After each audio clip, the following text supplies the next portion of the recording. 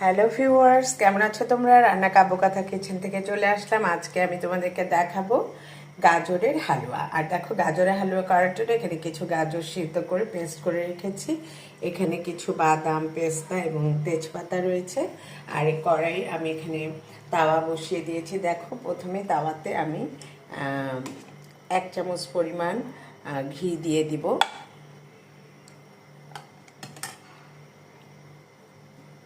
এবং ঘিয়ের মধ্যে আমি এখানে তেজপাতা দিয়ে দিচ্ছি।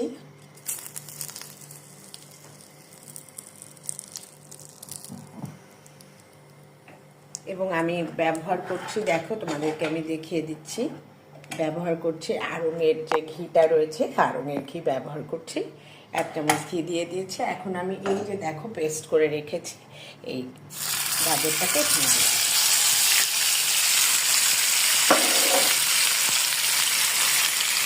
খুব সহজে মিষ্টি জাতীয় কিছু খেতে ইচ্ছে করলে ঘরে যদি 2-3টা গাজর থাকে খুব সহজে তোমরা বানিয়ে নিতে পারবে।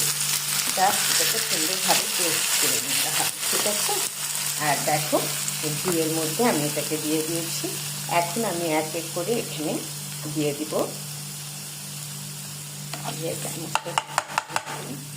এখন আমি এখানে দিয়ে দিব, দেখো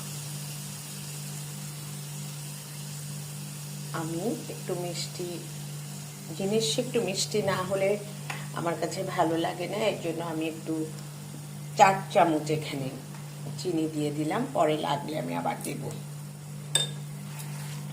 দেখো, চিনি দিয়ে এটাকে একটু নাড়াচাড়া করতে হবে।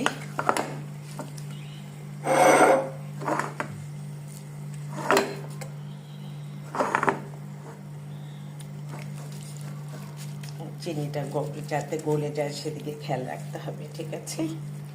আচ্ছা, এখন আমি দেখো এখানে বাদাম, তারপরে কিশমিশ, পেস্তা সব কিছু রয়েছে, এগুলিকে আমি দিয়ে দিব। আখরোট দিয়ে এটাকেও নাড়াচাড়া করতে থাকবো।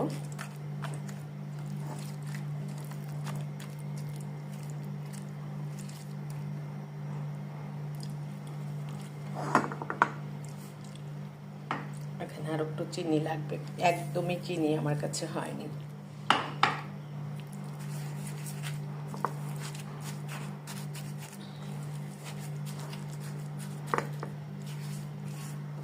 চিনিটাকে গলতে দিতে হবে।